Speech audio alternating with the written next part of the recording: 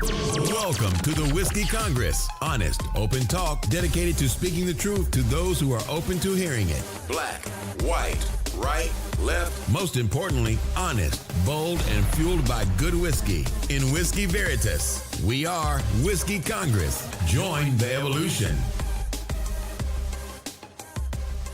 Welcome once again to Whiskey Congress. We have another whiskey in studio that we haven't tried before. The Woodford Reserve Double Oaked. It was a gift from you, or I should say a replacement from you for scoring you a bottle of Colonel Taylor, I believe. Yes. And I like it a lot. It's definitely it's a bit over 90 proof, and you would not guess it by drinking it. It's smooth as can be. This to me is one of the best offerings from Woodford that I think you can buy at a reasonable price. Around $50, I'm guessing. Yeah. And it's just classic bourbon. Agreed. Little fruit, some vanilla, wood. There's no real alcohol bite. None. And it is just really smooth, and I like it. I gave it a 93. Yeah, so for me. You know what? We're gonna go the same score. I gave it a 93 as well, just because it checks all my boxes in terms of, distinguishable flavor. Nothing too overt, and obviously I like my whiskey 90 proof and above. Right. This, it's 45.2.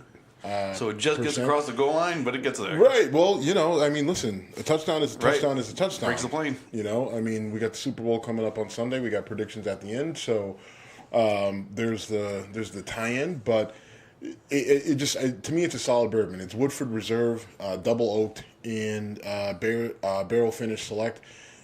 So it's something that you can find in stores. It's not super rare, but you may have to look around for it a little bit. It may not be at every store. Where I got this? I was down in South Carolina, and I was looking for something that stood out a little bit more, just something a little bit different, because I was in a different state. And whenever I go to a different state, I try to find something that I can't necessarily find in Ohio. Even if it's kind of a ridiculous price range, right? Like sometimes, like you see something, it's $200, which is ridiculous. But if it's never going to be in Ohio for whatever reason, then I'll splurge and I'll grab it. I didn't see anything like that down there, and I was just like, well, since I'm here, I'm going to be having Manhattans, and so I grabbed this and said, let's give it a run. And this is an excellent Manhattan whiskey, especially with our, Luxardo style cherries and a good vermouth, with some quality bitters. If you like bitters in your Manhattan, which technically you should, it's a great whiskey for a higher end cocktail. I was gonna say this is where you and I have our fundamental difference. This is so good. I wouldn't want to put vermouth in it, but we've had this conversation before, where if you're making it a higher end, fancier Manhattan, this would be a way to go. Yeah. So. Anyway, it's good. It was funny the other day. We were looking at. I handed you a list of on my phone of the top 15 bourbons available today, and you went through the list, and I think you said one of them would be available commercially in Ohio because all of the other ones have been bought out by secondary market. Right, and some of them were never available in Ohio. So, it's crazy, and it's funny. This came up today, earlier in a conversation with someone else, and they're a person who is they're a whiskey fan, right? But they don't, I should say they appreciate whiskey, but they don't buy kind of at the rate that you and I do. And part of it is our show, has kind of built up your collection. It certainly has. And I've been kind of grabbing bottles for a while now. But that person said to me, and it was just like, well, I went to go buy a good bottle of bourbon, and it seems like the stuff that I liked a few years ago is now almost double the price. And I'm like, it is, because the market has changed. There are more people who appreciate bourbon, like actual bourbon. Right. You're actually seeing the price of scotch kind of level off, and not go backwards. Right. But you're seeing it level off where things aren't quite, skyrocketing the way that they were. And you're really seeing the prices for bourbon, just some bourbons that are quality bourbons that normally would have been $40, 4 or 5 years ago, Now those bourbons are close to $100 a bottle, and any sort of kind of advanced offering off of those base levels are now you're seeing in the $150, $200 range, which is just crazy. It is. Right. But it's all, I mean, it's truly market driven, right? Because when people think they can't get something, right, they'll spend more money on it, and it becomes... It's just like Obama's taking your guns, and buying all the guns ain't great. Exactly. People Steve guns. and Jim are drinking your bourbon. Right. I mean, but this is a little bit different because this is driven by multiple markets, first of all. I mean, it's not just here in the U.S. There's markets for bourbon in Europe, Asia, India. And so there's that. You have just the total breadth of the market and demand. But then you also have, you have certain voices that you trust, right? There are certain people who, give you these are the top bourbons of the year, or I just, reviewed this bourbon and this is what I think. And so when you have some of these voices come out and say that this new bourbon is the best bourbon that I've had, then people flock to it. Right. And they go and they wipe it out, and it immediately becomes a high valued commodity when it wasn't. And it can happen overnight. I mean, I've seen it happen with whiskeys like High West, Angel's Envy, even Weller. I mean, the amazing thing about Weller is that you're still able to get it for less than $30.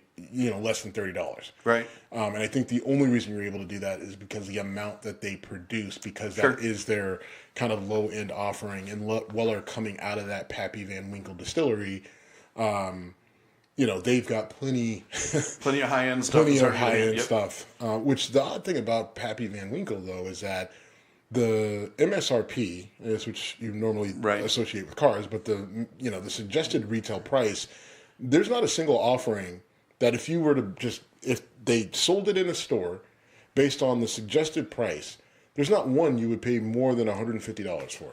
And on the market now, they're probably twice that. Twice? Jim, you shop that much more aggressively than I do. So there was recently Ohio did their lottery for whiskey. And there's two distilleries, either Pappy Van Winkle or Buffalo Trace. Buffalo Trace is what gives you the George T. Stagg, the Stagg Jr., which we still can't get that. We can't replace that. I got it in New York, yeah. Right, and so we got to hold on to that one. But Stagg Jr. and a couple others, and then you have the Pappy Van Winkle line. And so there's a lottery for it. I entered. I think, did you enter it as well? I did not. What? That was dumb. We should have had you enter. Yeah, we should have. But that gives you an opportunity if you were selected in that lottery. That gives you an opportunity to buy one or both. You get one bottle from each line. You get the opportunity to buy one from each line at retail price. So you could have gone to that. You could, if one of the people who won, Michael Scott was able to win, he would then say, okay, I want a bottle of, the 20-year Pappy. He would have got it for $150 to $200 at the most, right? And then on the secondary market, he could have turned around and sold that bottle for $5,000. For what? $5,000. Okay, I heard you right. I didn't think I did. And for the oldest, for I think the 25-year, I believe that price is actually closer to the 5-digit mark. My goodness! I mean, yes, I should have entered this fucking lottery. I've seen $10,000 to $15,000 people willing to pay $10,000 to $15,000. That's why if you win that lottery, it is worth it to pay. Now, it's technically very illegal to sell, to sell booze online and all that other stuff. But I mean, fine, but people do it, and it's worth the risk because if you pay $300 and you get $15,000, that's a hell of a windfall.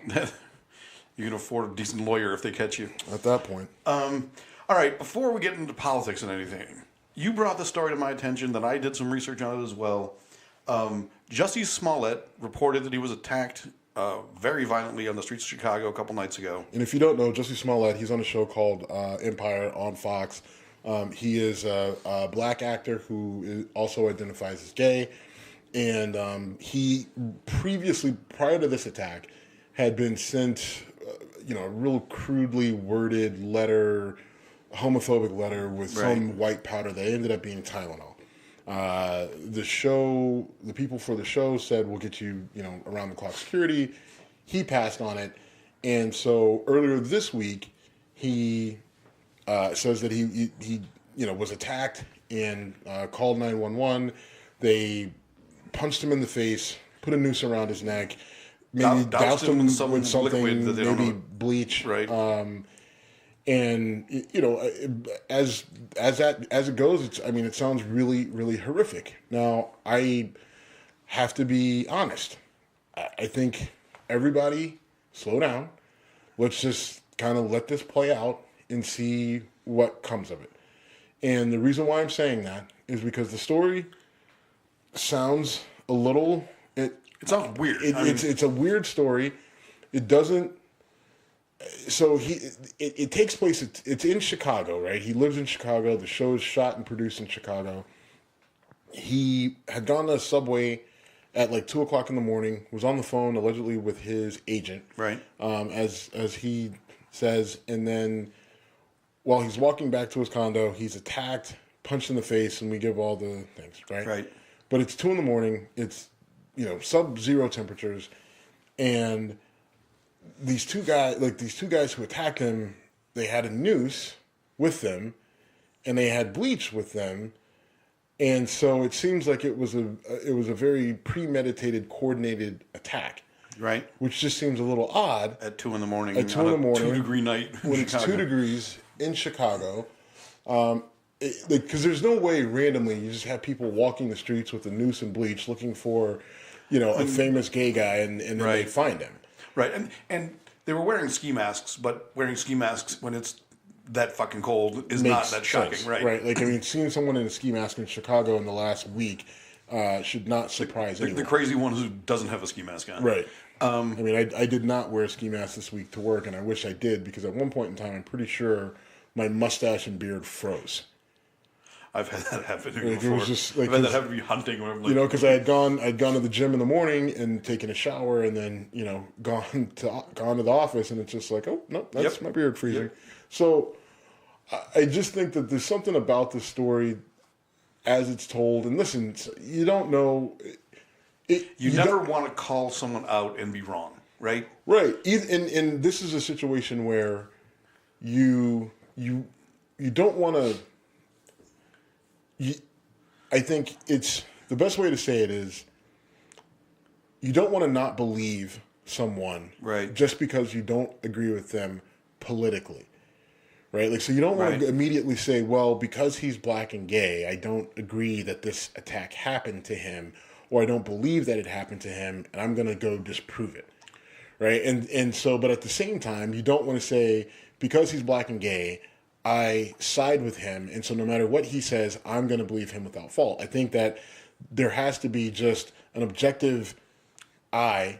You have to look at it from an objective eye, an objective point of view, and when you look at the story and listen to the story, you're just like, that seems things off. were weird where the police looked at a ton of video surveillance and could not see anything indicating the attack. He's allegedly not turned his phone over to the police to verify what they had heard on the phone. He apparently went into the apartment building that he was headed to after the attack with the noose still around his neck, which is, again, I don't want to make accusations. It's just strange. And you really don't know how you're going to react when you get attacked in the middle of the night, and who knows, attacked in the middle of the night when you've had a few drinks perhaps or something else. And the video camera in Chicago, the video surveillance aspect in Chicago is relevant because Chicago is one of the most heavily surveilled cities in the United States. And a lot of our major cities are very heavily surveilled. There are cameras everywhere. Right. And so the idea that something like this could happen on a street in Chicago proper without a camera picking up a substantial portion of it seems odd. Even if it's just, hey, there's two men walking away and one of them's carrying, or walking towards him and one of them's carrying a noose. Okay, I think we've cracked the crime now. But none of that has showed up yet. Right. Now there was a picture of him with his face busted up that got taken down. Picture of him with his face busted up. There were a picture of two men walking on the same street that he was on. Everyone's like, well, they were on the other side of the street. And there's not like, okay, well, they came across the street. Yes. So what I just think that the story itself is, but crime, you can't always just sometimes people who do strange shit like this, like you're trying to add logic to a situation that's not logical, right? Yep. Like, why would you do it this way? It's just like, well, dude was about to go do something really, really crazy. So why are we, it's hard to get inside that person's head. But I just think that people, a lot of people threw a lot of support behind him, which, I mean, it's good on its face. But the problem is that because there seem to be holes in the story, because there is the possibility, because the thing in the back of everybody's mind, the 800-pound gorilla in the room is, man, if this guy made this up for whatever reason, that is a bad look. Yes. That is a bad look.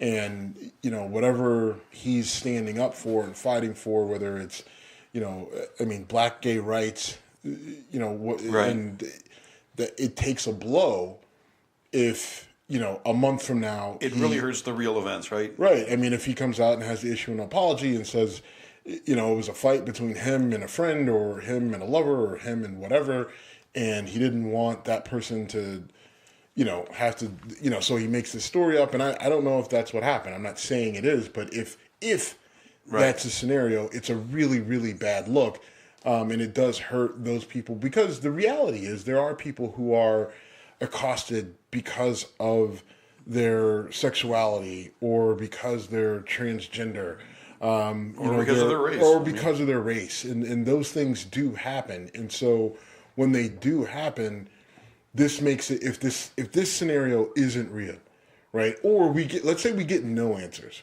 Then what happens is, because Breitbart the sharks at Breitbart started to circle on this story.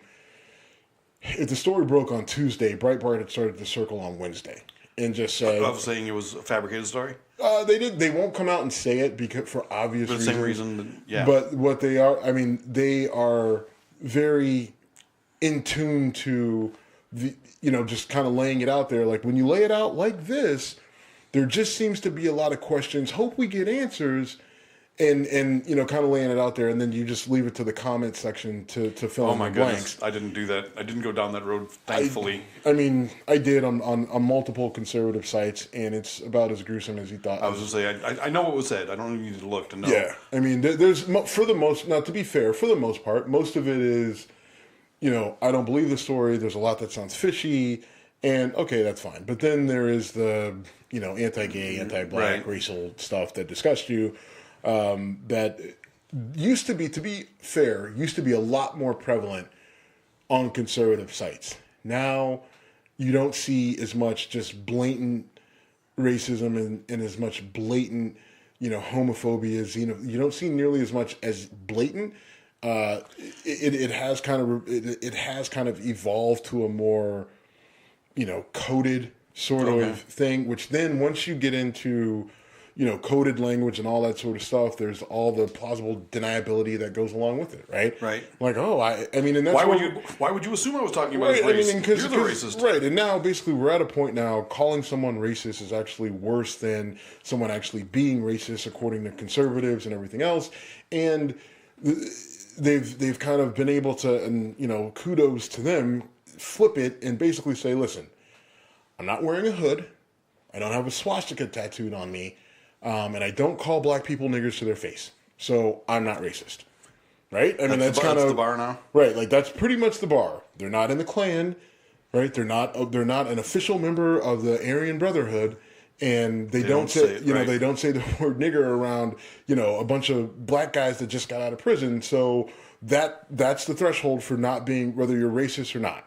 Right? And it's just like, all right, there it is. Like, okay, well, I guess you're right. Right? I guess you're right, and there it is. So you're, no matter what your policies are, no matter, how you position certain, certain things, or, no matter whether you're a person in a position hiring people and you don't hire people with certain names, or you hire a person, or, you bring a person in for an interview and they have a name that seems like a person with a white person's name, and then you see them and they're black and you immediately, basically crumple up their resume and toss it, like, oh, but you're not racist because, again, you're not in the Klan, you're not in the Aryan Brotherhood, and you wouldn't call that black person that walked into your office a nigger, so, obviously you're not racist, but you just don't want them working for your company or living in your neighborhoods or going to school with your kids. Other than that, though. Well, all right. So just to wrap this up, I'm glad you went down that path because I don't want to jump to conclusions on this, and it seems like everyone I've seen has formed the conclusion. Most people are saying he made this up, and I think there's an even divide. It goes right down political and racial lines, and it's either he was definitely attacked by two Trump supporting, white Trump supporting MAGA, right, and whatever. that's something we left out is allegedly one of them said this is MAGA country as they're hitting him. We left that out. Or it's the story sounds fishy. He made the story up, and it's all for attention. Blah blah. Like there's no in between, right? And I think the reality is he's the only person as of right now who knows what happened in him and the two alleged. Right. Right. Like there's only three people who actually know what happened. Right. And if he made it up, then there's only one person. But if it really happened, then there's only three people who actually know what happened. And unless something else comes that's more definitive in the way of an actual like audio from it or video, one of these guys gets arrested and rats the other one out. Right. Or something. Which how are you even going to arrest anybody? Right. It's just, I mean, we're going to be stuck in this middle, and your Breitbart conservatives and everybody else are just going to be like, this didn't happen, he made it up. Everyone else on the left is like, well, if you don't believe him, then you're a racist and you're anti-gay and you're the problem, and division spike. There you go. The one thing that you said, though, that I want to repeat is this was not a random thing. If it didn't happen, then it was orchestrated for whatever reason. If it did happen, you don't walk down the street carrying a noose and a bottle of bleach, typically. Right. So that means somebody hunted him. They went out of their way. It certainly would seem that way, right? I mean, maybe not him. He's if you like the show Empire is on Fox. It's garnered plenty of popularity and whatever. It's got some stars on it. The show's been around now for I don't know how many years. 3-4 years at least. So it's shot in Chicago, and so if somebody really had an issue with gays or black people or specifically black gays or whatever their issue was,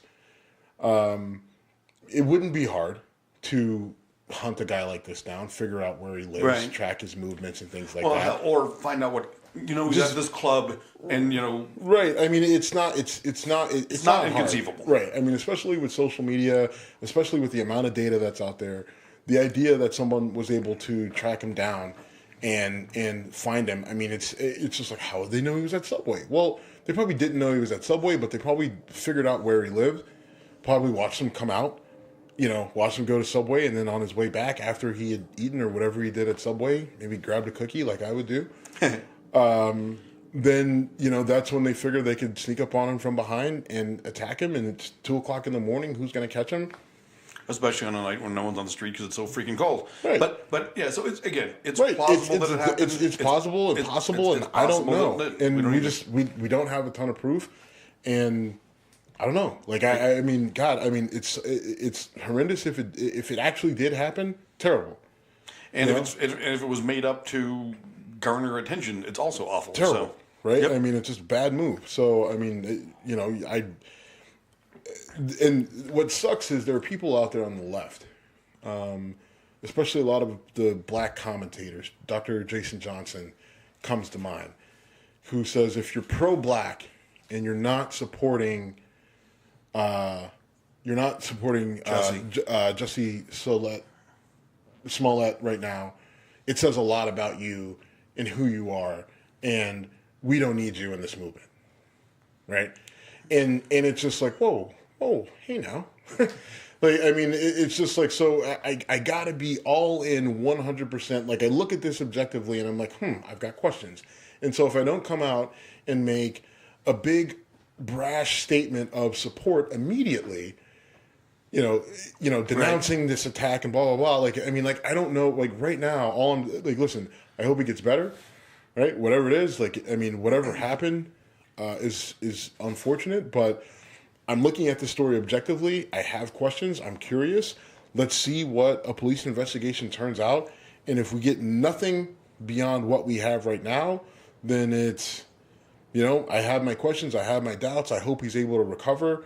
And hopefully this doesn't cause too much division and strife, and we can get past it. And hopefully whatever happened in this situation doesn't happen again.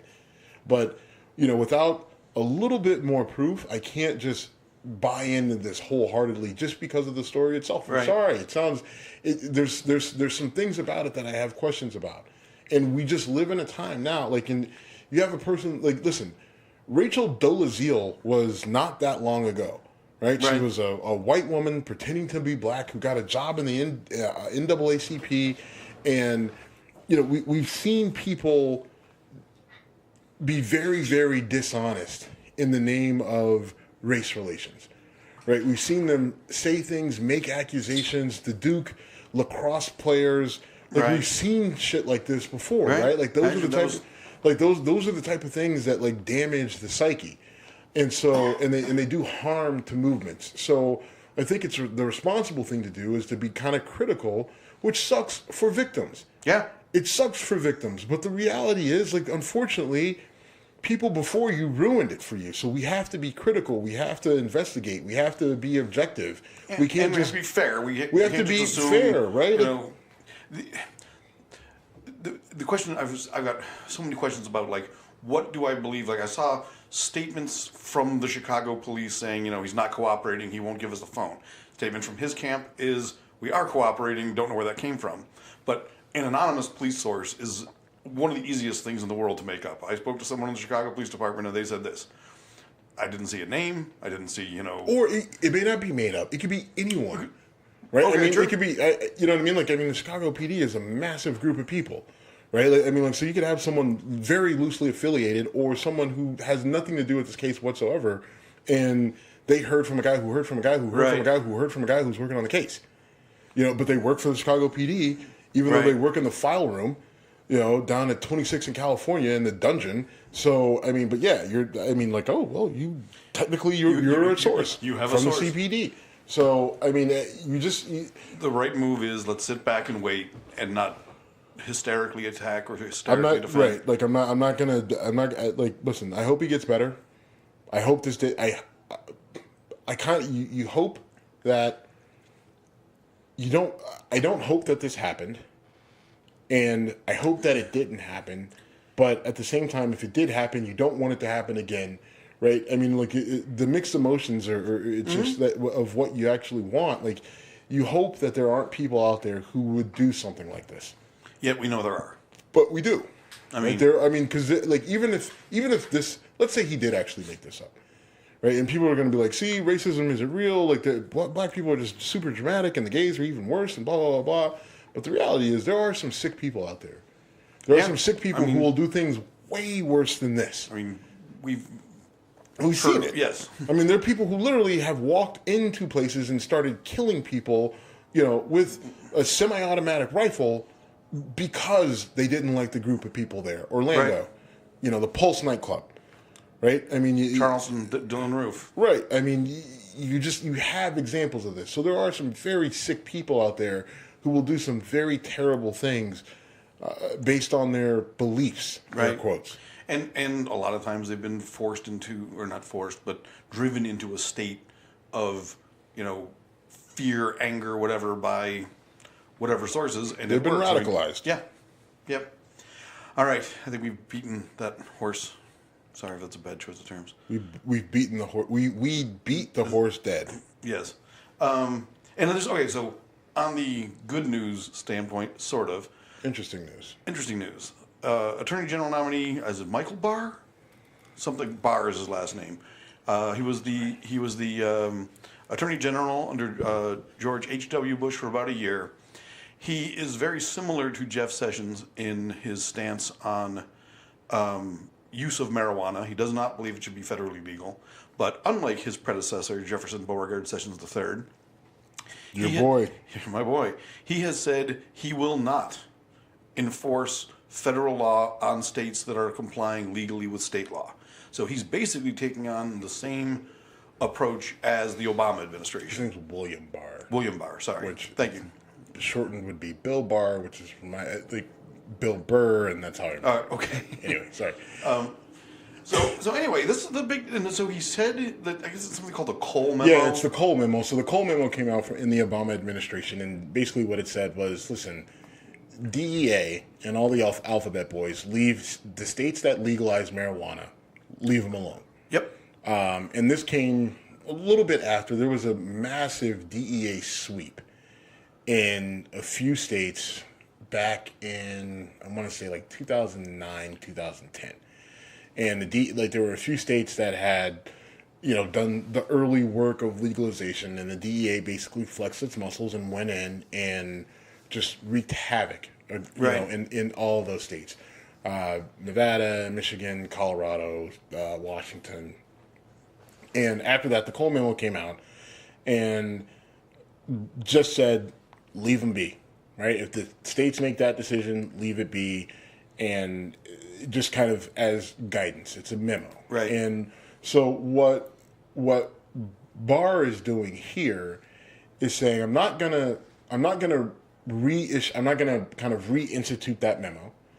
But what I am gonna say is I agree with the heart of that memo. But I thought he said he was going to sign something. I don't think he has yet. No, he's going to sign something, but it's not going to be that. He's not going to bring that memo and put it back on the books. Cross off Cole and write Barr. Right. That's actually what he's going to do, right? Instead of the Cole memo, it'll be the Barr, and he doesn't want to call it a memo. And his thought process is that this isn't something that should be done administratively through the Department of Justice. This needs to be legislated. Like, if we're going to legalize it, then let's just legalize it. And his point is, I don't necessarily agree with it, but I'm not going to get in the way of it if that's what the people want. And through the people, it's legislated through the elected members of Congress, through the House and the Senate. If that's what's ultimately wanted, then I'm not going to go out of my way to stop it.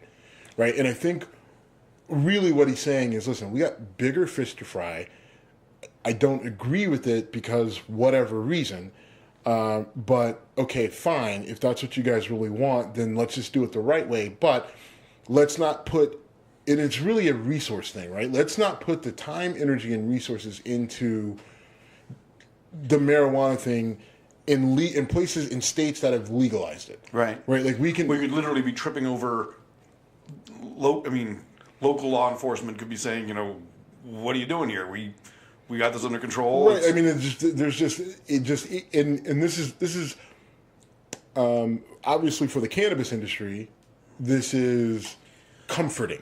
It's right. Not great news. It's not great news, but it's a little comforting.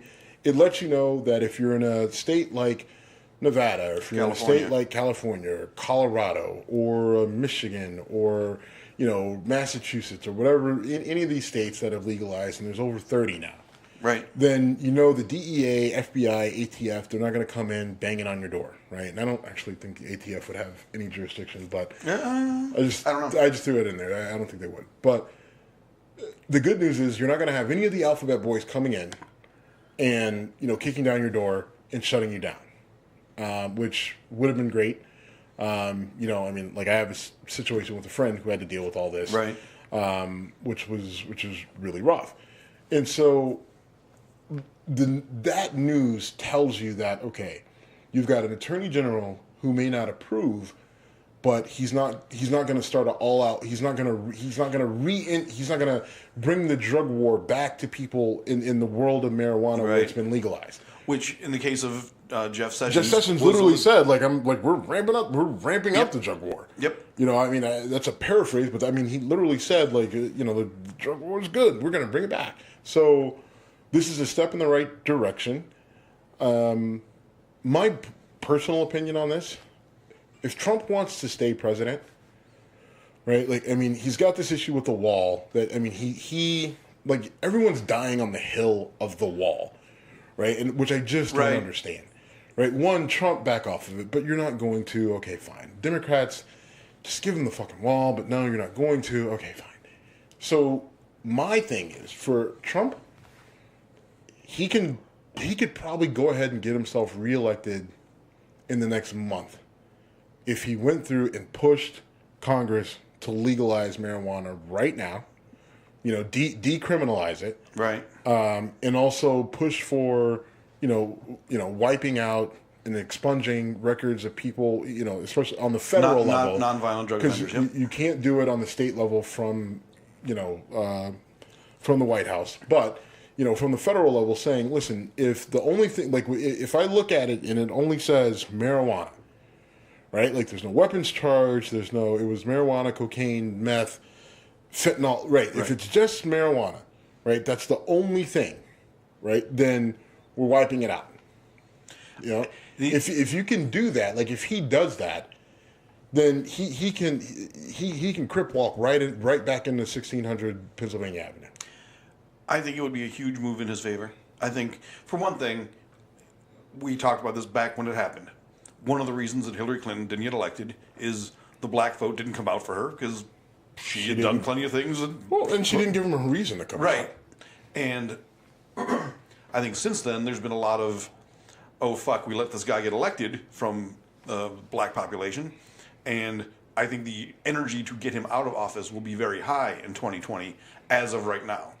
Showing that you're better than the Democrats on this issue that is impacting minority communities much more than it is white suburban America would be, I think, a huge feather in his cap. Well, yeah, because what it does, I don't think I think it would pull some of the black vote over, but I think what it does is it pulls a lot of people who are in the middle on the fence with Trump, who are starting to shift away from him, whether it's because of the shutdown, whether it's because of just him in general and his policies, and they don't like his delivery, they don't like him, they don't like how he presents, which you can get upset about that all you want. Like, people people who are really, academic, and people who are really into the policy and the research, and like, it shouldn't matter how he says things, and it shouldn't matter that he's brash. Like, well, it does matter, because not everyone is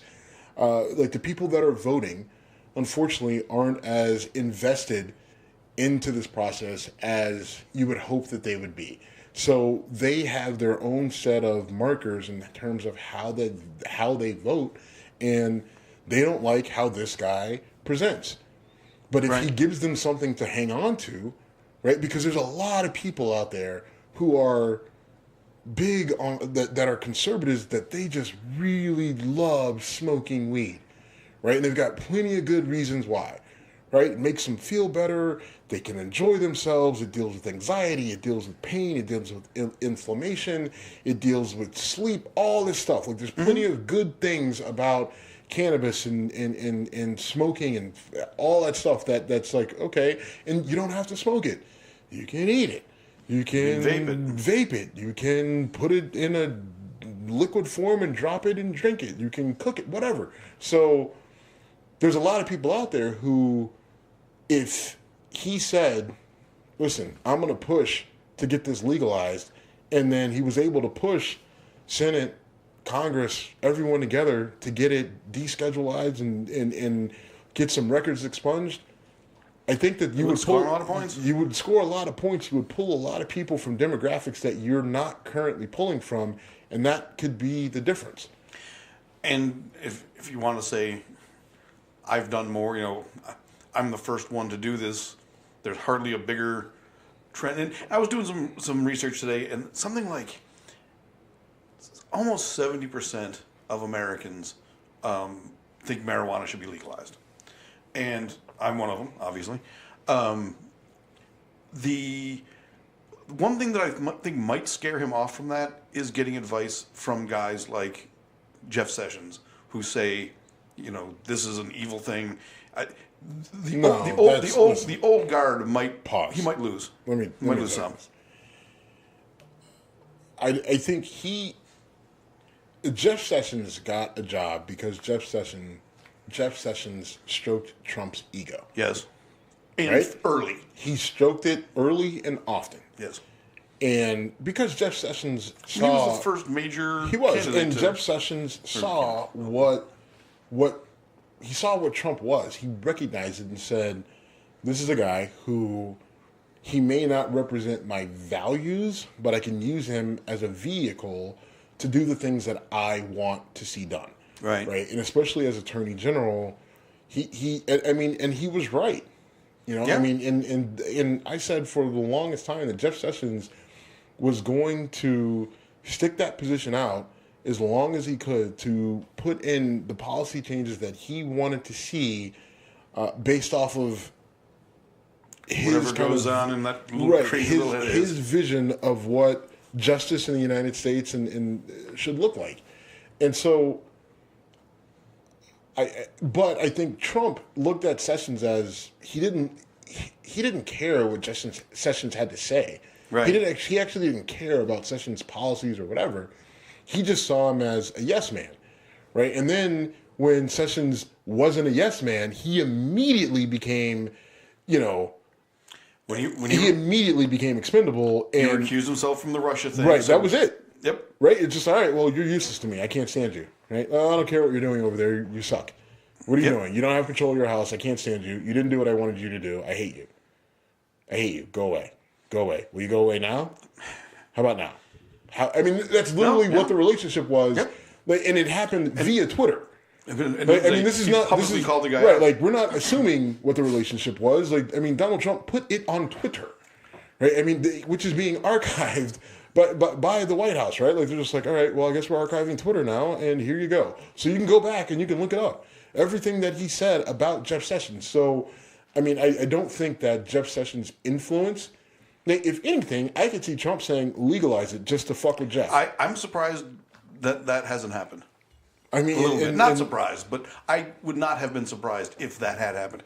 I really believe if he couldn't get Sessions to resign, that might have been what he used as a tool, because Jefferson Beauregard Sessions III does not like him, the legal cannabis. Right, that, or he would have, I don't know. No, never mind. I won't say what I was about to say. Okay. Wow.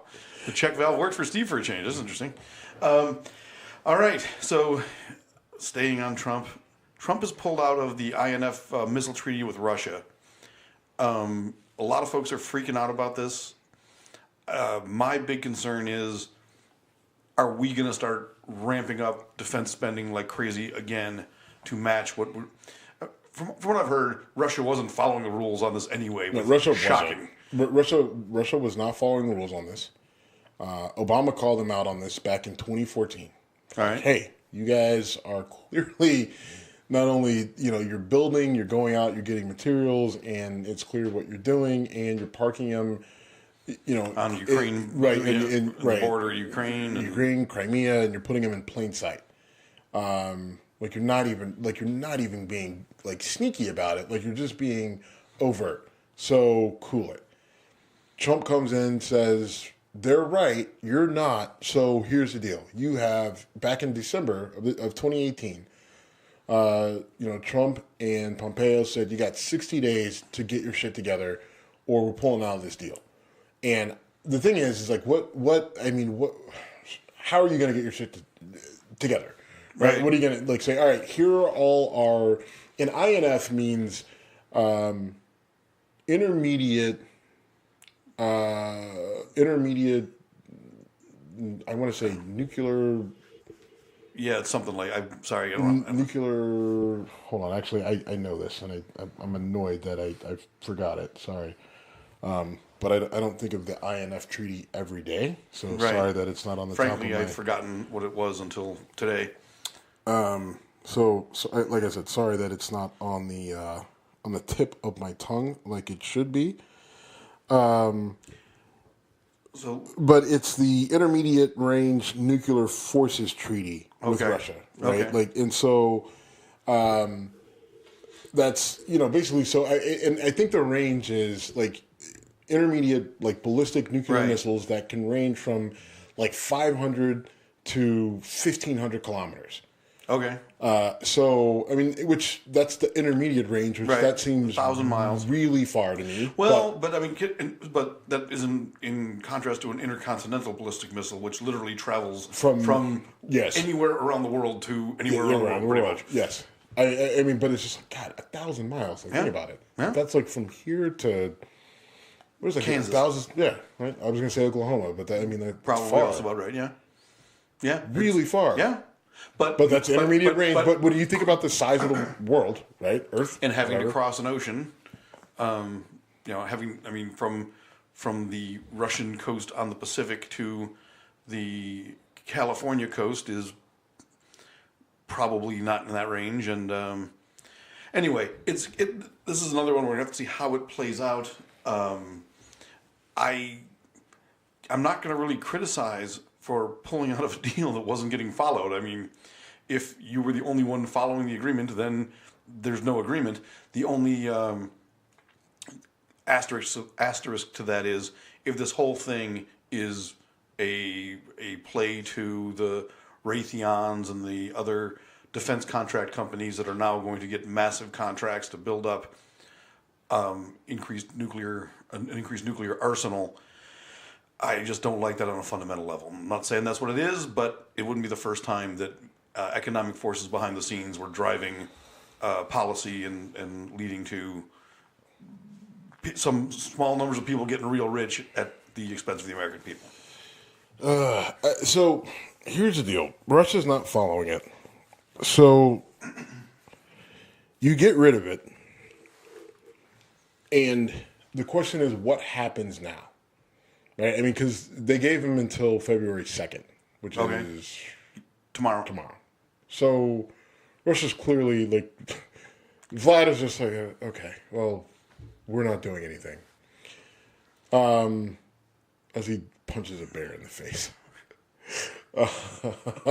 While shirtless. Right, like while he's sparring with a grizzly bear. So, you know, people are just like, this is going to start an arms race and this is going to restart the Cold War and blah, blah, blah, yada, yada. I don't know. I don't either. I don't know if that's what's going to happen. The potential seems like we're saying there's no more deal. And so if you're not going to follow the rules, then there are no more rules and we're going to do whatever we want. And what we want is we're going to start rolling out weapons to counteract those weapons, right? And then we're going to place them strategically where we need to Which deal. is going to be Germany and other, European military bases. Then do we see nuclear tensions rise, right, in Europe, in Asia, and because Russia is a massive country, right, and so they could have these intermediate range missiles in places that are close to China, right? Now, a lot of people say China and Russia are closely affiliated or whatever, but in this game of world domination, right? So our response is we're going to put, something to counteract what you have. Wherever we know that you have them, we're going to put something to counteract it. Which is an arms race. Right, which starts the arm race, which doesn't feel good.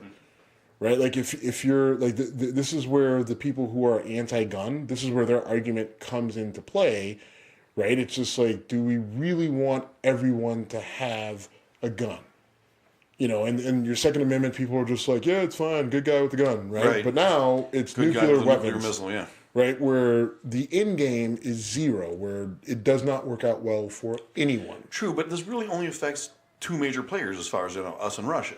Fuck out of here! How do you think that with us, you think with Russia strategically placing these intermediate missiles and then us putting defense, which means we're gonna have to go to other, we're gonna have to go to Ukraine, we're gonna have to go to places in Europe, we're gonna have to maybe Asia, right? In fact, it's only relevant in Europe and Asia, right? So you think that they're just, you think that all those places are gonna just cool, great, no, thanks. No, that's not what I'm saying. What I'm saying is because China's gonna get involved. They're just like, oh, if you guys are doing it, we're doing it. And then let's talk about North Korea, or let's not. But North Korea is kind of the unspoken thing in this because they were denuclearizing, but they probably they were weren't. never denuclearizing. Right, and that was never happening. Right. Well, I know that, but it was claimed by our current administration that was happening, and I wish it was. But again, this just puts all of that back into a tizzy. Although what I was saying is, I think the agreement was simply between us and Russia.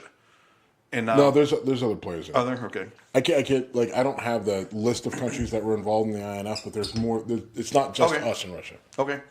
All right, man. About time to wrap this up, and we haven't talked about the Super Bowl yet. Super Bowl. Well, actually, I did mention the Super Bowl. You did. Let me get yes. I stand corrected. We have not talked about details of the Super Bowl yet. So, do you want to go first, or do you want me to? Are we doing predictions, or what we hope? Well, so I think if you go by, I don't know, just by, I think that I see the Rams winning this game. We have a whiskey race going on now. I'm going to keep up with you. That never works out. That well does for not. you. No, it really doesn't. It never works out well for you. All right. So, as an arms race, you lose every time. You are Russia, circa 1989, every time. I think I'm like the Washington Generals. I think I'm like 900 some and one, because there was that one time where I had to carry you after the show. Did you actually carry me? I pretty much carried you down the stairs in the old apartment we're in the attic. But it's Washington Generals, Harlem Globetrotter shit. Fair.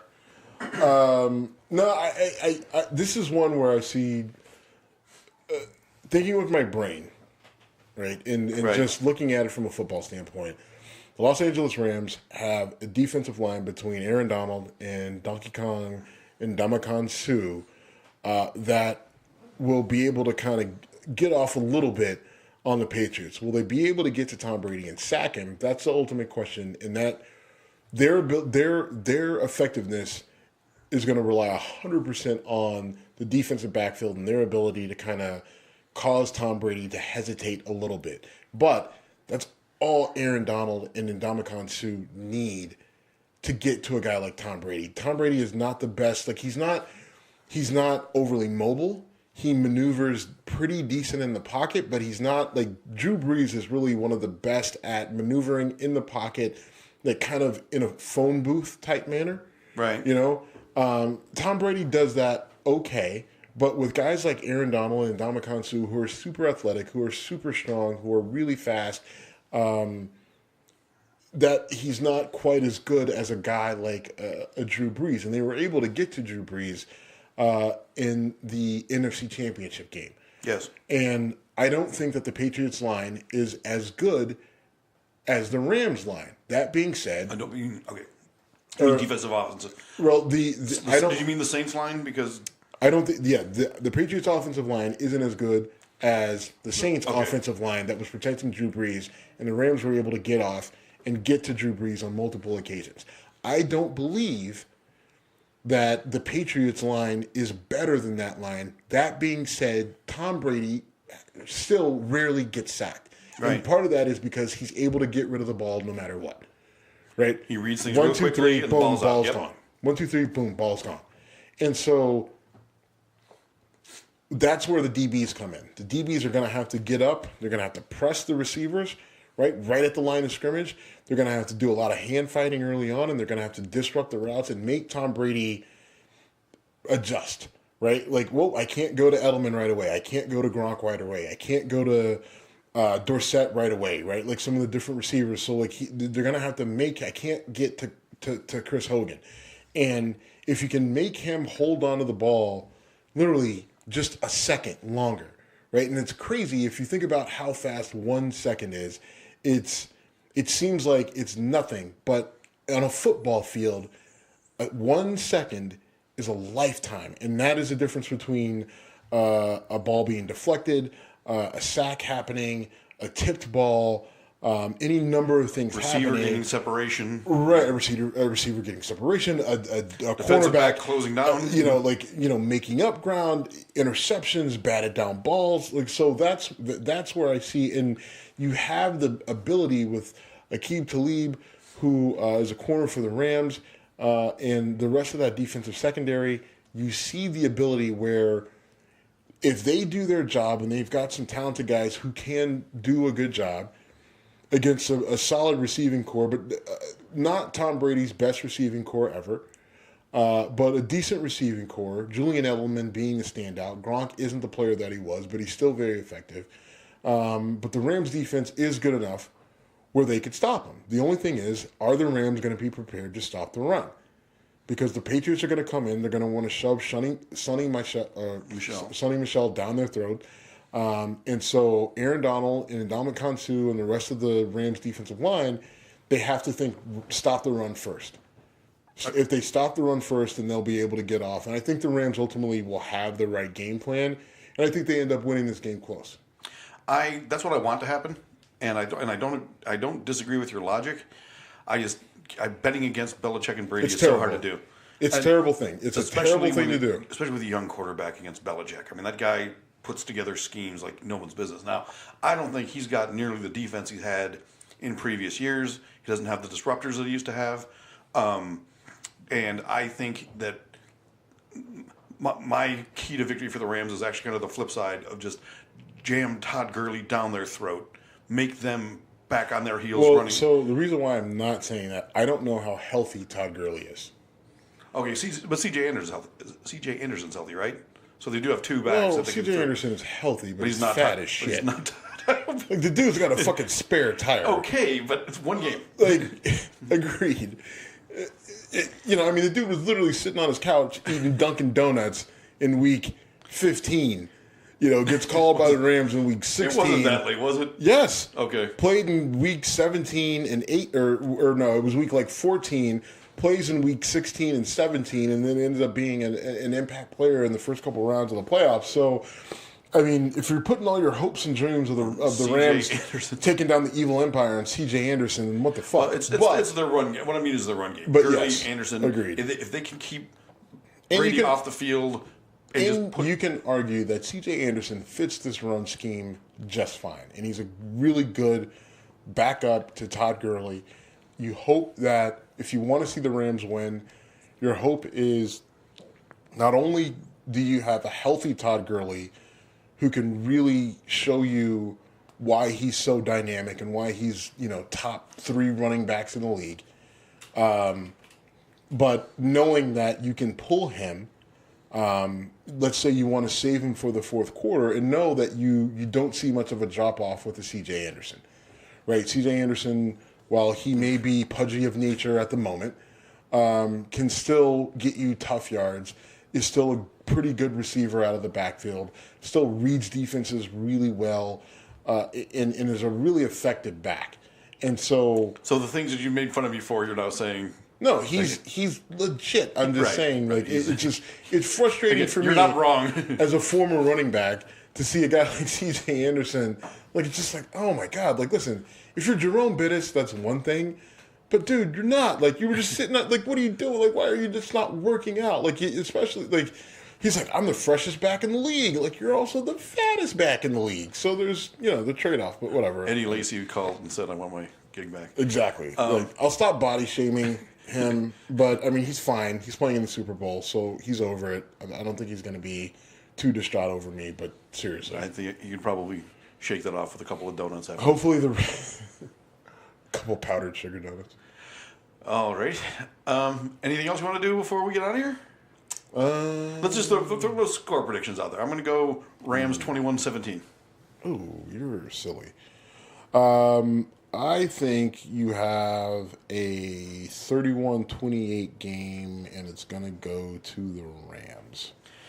It's now on record, folks, and this will be out right before the game happens. So we put it out there. We are at Whiskey Congress on all social media. Jim at Whiskey Congress, Steve at Whiskey Congress.